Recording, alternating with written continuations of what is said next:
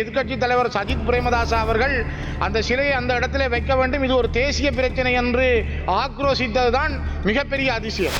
JR. Jayewardene காலத்திலும் இதே பிக்குமாரை வைத்து அவர் செய்த அரசியல், இப்பொழுது இந்த அரசாங்கம் செய்கின்ற அரசியல் எல்லாமே தமிழ் மக்களுக்கு எதிரானவை என்பதை வெளிப்படுத்துகின்றன. அவர் தமிழ் மக்களிடம் மன்னிப்பு கேட்க வேண்டும்.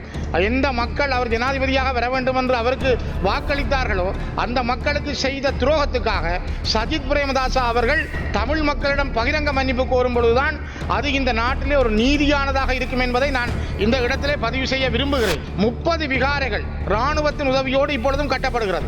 அதிலேயும் திரியாய் பகுதியிலே 2 சிங்களவர்கள் இருப்பதற்காக ஒரு விகாரை கட்டப்படுகிறது.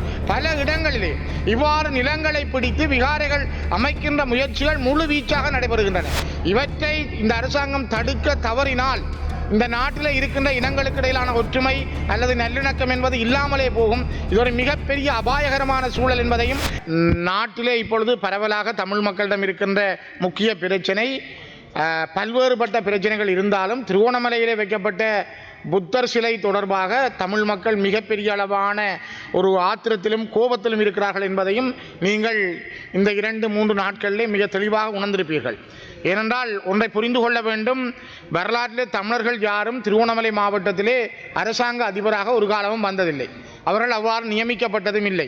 அதே நேரம் வரலாற்றிலே திருவோணமலை மாவட்டத்தில் இருந்த அடிப்படையில் முழுவதும் தமிழர்களாக இருந்த வரலாற்றை மாற்றுவதற்காக அடிக்கடி இந்த பௌத்த விகாரைகளை அமைத்தல், பௌத்தத்தை மேலோங்க செய்தல் போன்ற விடயங்கள் முன்னெடுக்கப்பட்டிருக்கின்றன. அதிலே ஒரு கட்டம்தான் திருவோணமலையில் கொண்டு வரப்பட்டது.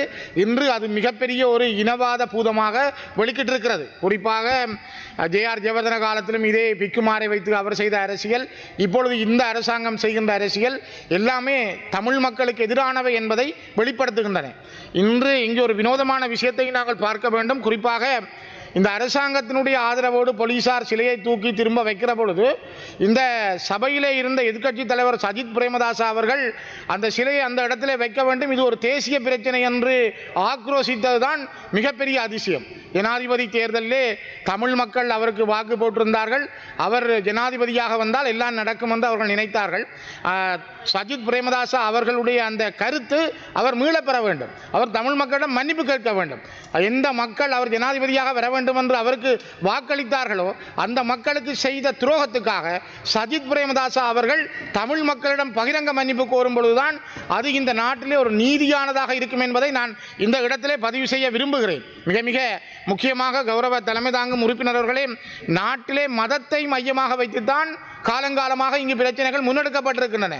குறிப்பாக திருவோணமலை மாவட்டத்தினுடைய குச்சவெளி பிரதேச செயலாளர் பிரிவிலே நீங்கள் மிக நிதானமாக அவதானிக்கலாம். 30 விகாரைகள் இராணுவத்தின் உதவியோடு இப்பொழுதும் கட்டப்படுகிறது. அதிலேயும் திரியாய் பகுதியிலே 2 சிங்களவர்கள் இருப்பதற்காக ஒரு விகாரை கட்டப்படுகிறது. பல இடங்களிலே இவ்வாறு நிலங்களை பிடித்து விகாரைகள் அமைக்கின்ற முயற்சிகள் முழு வீச்சாக நடைபெறுகின்றன. இவற்றை இந்த அரசாங்கம் தடுக்க தவறினால் இந்த நாட்டில் இருக்கின்ற இனங்களுக்கு இடையிலான ஒற்றுமை அல்லது நல்லிணக்கம் என்பது இல்லாமலே போகும். இது ஒரு மிகப்பெரிய அபாயகரமான சூழல் என்பதையும் நான் இந்த இடத்திலே பதிவு செய்து, குறிப்பாக திருவோணமலையில் இருக்கின்ற பதற்றம் தொடர்பில் இன்றும் நாங்கள் ஜனாதிபதியை சந்திக்கும் பொழுது அந்த விடயம் பேசப்பட்டது. ஒரு சுமூகமான சந்திப்பாக இருந்தாலும் கூட ஜனாதிபதியும் சில விடயங்களை ஏற்றுக்கொண்டார். அவர் நேற்று முன்தினம் பாராளுமன்றத்திலே பேசிய அந்த ஆற்றிய உரை சில நம்பிக்கைகளை தந்திருக்கிறது. என்றாலும் நாங்கள் தொடர்ந்து காத்திருக்கிறோம்.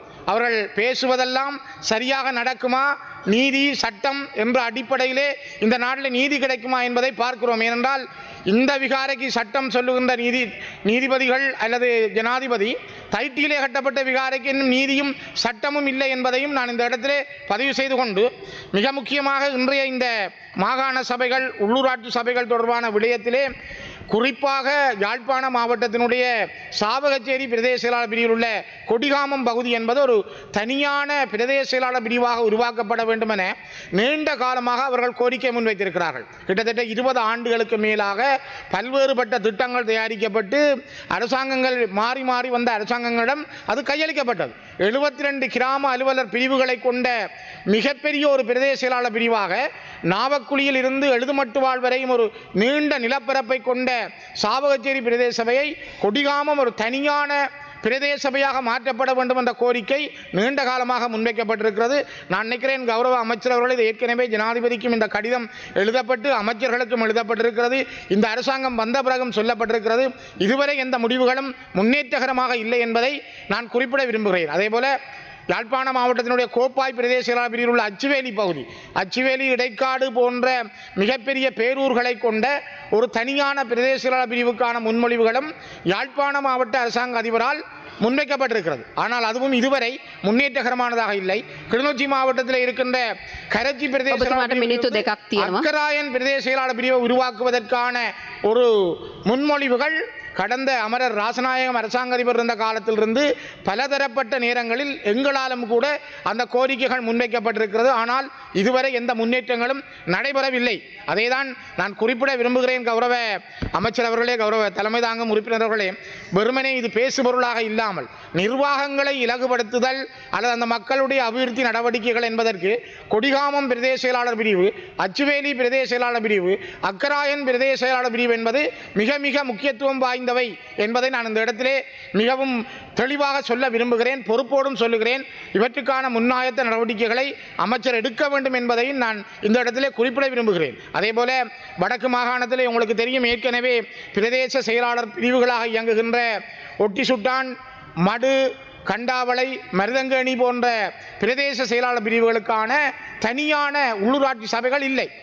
இவை பிரதேச செயலாளர் பிரிவுகளாக 25 ஆண்டுகளுக்கு மேல் இயங்கிக் கொண்டிருக்கின்றன. ஆனால் குறைந்த காலத்தில் வந்தவை எல்லாம் பிரதேச சபைகளாக மாற்றப்பட்டிருக்கிறது. பிரதேச சபைகளுடைய நடவடிக்கைகள் நடைபெறுகிறது. ஆனால் மடு, ஒட்டிசுட்டான், கண்டாவளை, மருதங்கேணி போன்ற இடங்களுக்கான உள்ளூராட்சி சபைகளை நிறுவுவதற்கான அனைத்து ஏற்பாடுகளும் பல குழு கூட்டங்களும் நடத்தப்பட்டு முயற்சிகள் மேற்கொள்ளப்பட்டும் இதுவரை நடைபெறவில்லை. அதே போலதான் கிளிநொச்சிக்கான நகரசபை, முல்லைத்தீவுக்கான நகரசபை இரண்டுமே நான் ஒரு நிமிஷம். இலங்கையிலே கௌரவ தலைமை தாங்கும் உறுப்பினர்களை இலங்கையிலேயே புலனறுவை, முல்லைத்தீவு, கிளிநொச்சி மாவட்டங்களில் தான் பிரதேச சபைகளோடு இயங்குகிற மாவட்டங்கள், நகரசபை இல்லாத மாவட்டம். மன்னாருக்கான மாநகர சபை முன்மொழியப்பட்டிருந்தது. ஆனால் இன்னும் அது வர்த்தமானி அறிவித்தலாக வெளிவரவில்லை. ஆகவே முல்லைத்தீவுக்கான நகரசபை, கிளிநொச்சிக்கான நகரசபை இவற்றை நீங்கள் தயவு செய்து விரைவாக, இது ஏற்கனவே முன்மொழிவுகள், வர்த்தமானி அறிவித்தல் வருவதற்கான காலம்தான் உண்டு. ஆகவே கௌரவ அமைச்சர் அவர்களே, இந்த பிடிப்புகள் சேவைகள் என்பது ஒரு நிமிஷம் அந்த மக்களுக்கு தேவை. அதனால்தான் நான் இந்த முல்லைத்தீவுக்கான நகரசபை, கிளிநொச்சிக்கான நகரசபை, மடு, ஒட்டிசுட்டான், மருதங்கேணி மற்றும் கண்டாவளைக்கான உள்ளூராட்சி சபைகளுக்கான அமைப்புகளை விரைவாக அடுத்த பட்ஜெட்டுக்கு முதலாவது, வரவு செலவுக்கு முதலாவது இந்த விவாதத்துக்கு முதல் நீங்கள் செய்வீர்கள் என்ற நம்பிக்கையோடு நிறைவு செய்கிறேன். நன்றிகள். ஸ்துதி.